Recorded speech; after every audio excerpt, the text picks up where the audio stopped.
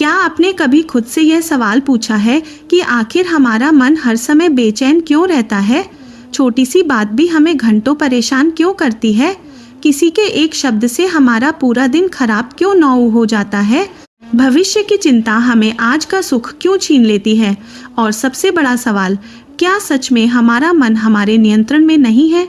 अगर आज तुम्हारा मन शांत नहीं है तो समझ लो कि तुम्हारी सबसे बड़ी लड़ाई दुनिया से नहीं, अपने ही भीतर चल रही है।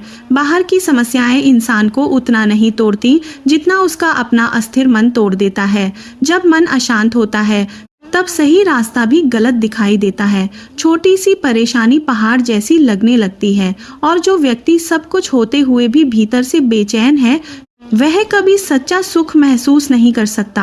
आज की दुनिया में हर व्यक्ति भाग रहा है। किसी को पैसा चाहिए, किसी को पहचान, किसी को सफलता और किसी को दूसरों से आगे निकलना है। लेकिन इस दौड़ में सबसे कीमती चीज पीछे छूट गई है, मन की शांति। जरा सोचिए, अगर किसी व्यक्ति के पास करोड़ों रुपए हों लेकिन रात को उसे नींद न आए तो क्या वह वास्तव में अमीर है? अगर किसी के पास बड़ा घर हो लेकिन उसके भीतर डर और चिंता का अंधेरा हो तो क्या वह सुखी कहलाएगा? सच्चाई यह है कि सुख बाहर नहीं, भीतर जन्म लेता है।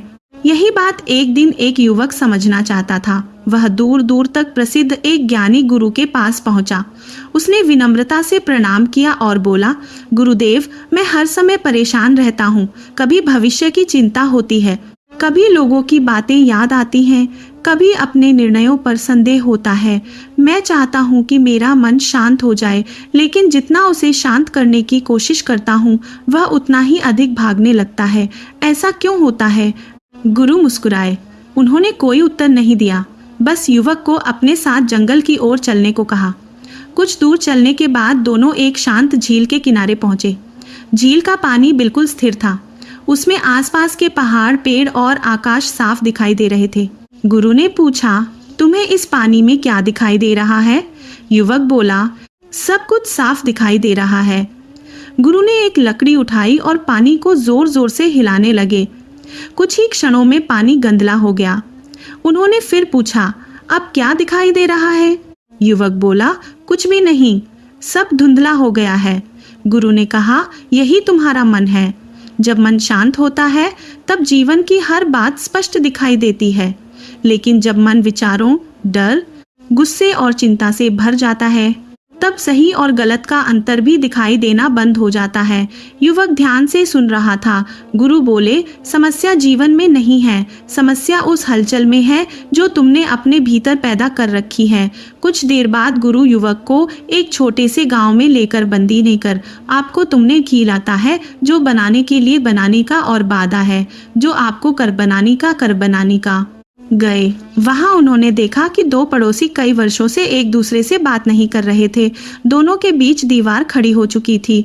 गुरु पहले व्यक्ति के पास गए और पूछा, तुम अपने पड़ोसी से इतने नाराज क्यों हो? वह बोला, उसने वर्षों पहले मेरा अपमान किया था।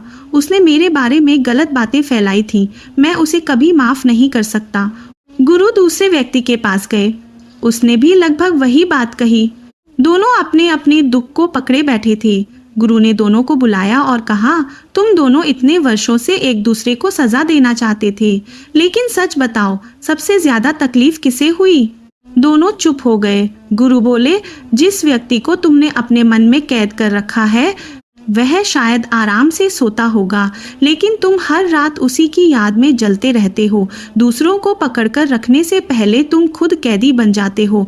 युवक के मन में यह बात गहराई तक उतर गई। उसने पूछा, गुरुदेव, क्या हर दुख का कारण हमारा अपना मन है?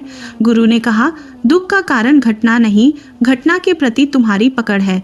बारिश सभी के घर पर होती है, लेकिन कोई उसे संगीत समझता है, कोई परेशानी। बारिश एक ही है, अनुभव अलग अलग हैं। उन्होंने आगे कहा, तुम्हारा मन हर समय दो दिशाओं में भागता रहता है। या तो वह अतीत की गलतियों को दोहराता है या भविष्य की कल्पनाओं में उलझा रहता है, लेकिन जीवन केवल वर्तमान में घटित होता है। जो व्यक्ति वर्तमान खो देता है वह शांति भी खो देता है। युवक ने पूछा, तो क्या वर्तमान में जीना इतना आसान है? गुरु मुस्कुराए। उन्होंने युवक को एक बीज दिया और बोले, इसे आज ही फल में बदल दो। युवक हंस पड़ा, यह कैसे संभव है? पहले इसे मिट्टी चाहिए, पानी चाहिए, धूप चाहिए, फिर समय लगेगा। गुरु बोले, जब एक छोटा सा बीज भी समय मांगता है तो फिर तुम अपने मन से एक ही दिन में शांत होने की उम्मीद क्यों रखते हो? मन भी एक बगीचा है। अगर वर्षों तक उसमें डर, तुलना, ईर्ष्या और चिंता बोई गई है तो शांति का फूल एक दिन में नहीं खिलेगा। हर दिन थोड़ा अभ्यास करना होगा। उस दिन से युवक ने छोटे छोटे अभ्यास शुरू किए। उसने निश्चय किया कि हर सुबह 10 मिनट बिना किसी मोबाइल और बिना किसी बातचीत के सिर्फ अपने साथ बैठेगा। पहले की सुबह शांति का हर दिन के साथ की, अभी ना तो आ जाती कि सुबह शांत, पहले शांति की बातचीत के सिर्फ अपने साथ बैठेगा। दिन 5 मिनट भी मुश्किल लगे। दूसरे दिन मन और अधिक भागा। तीसरे दिन उसे लगा कि यह सब व्यर्थ है, लेकिन उसे गुरु की बात याद आई, जो सबसे कठिन लगता है वही सबसे अधिक आवश्यक होता है। धीरे धीरे उसने अपने विचारों को रोकने की कोशिश छोड़ दी। अब वह केवल उन्हें देखता था। एक विचार आता, फिर चला जाता, दूसरा आता, फिर चला जाता। कुछ ही सप्ताह बाद उसे महसूस हुआ कि विचार पहले जैसे शक्तिशाली नहीं रहे। वे आते थे लेकिन अब उसे बहाकर नहीं ले जाते थे। एक दिन वह फिर गुरु के पास पहुंचा। उसके चेहरे पर पहली बार सच्ची मुस्कान थी।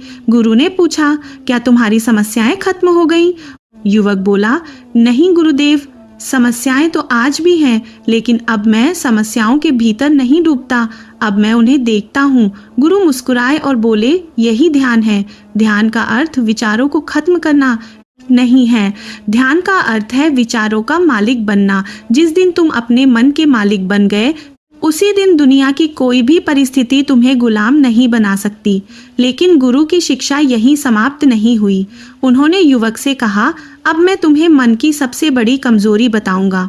और यही शिक्षा उसके पूरे जीवन